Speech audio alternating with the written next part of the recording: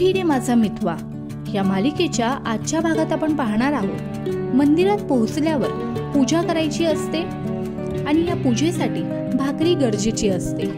तर अर्णव आणि ईश्वरी दोघेही एकत्र मिळून चूल तयार करतात आणि ईश्वरी तव्यावर छानपैकी भाकरी भाजते. दोघेही एकमेकांना बघत बघत छान काम करतात. भाकरी तयार झाल्यानंतर लावण्या तिकडे येते आणि ती बोलते, अरे वा, छान भाकरी तयार झाली आहे, द्या मी पूजेसाठी घेऊन जाते.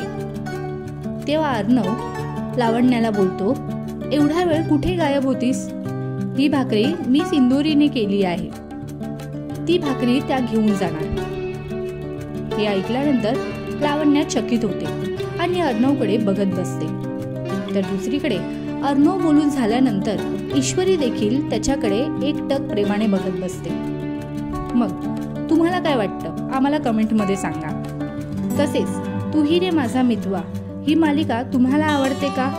या मालिकेतील अर्णव ईश्वरीची जोडी तुम्हाला कशी वाटते आम्हाला कमेंटमध्ये सांगा.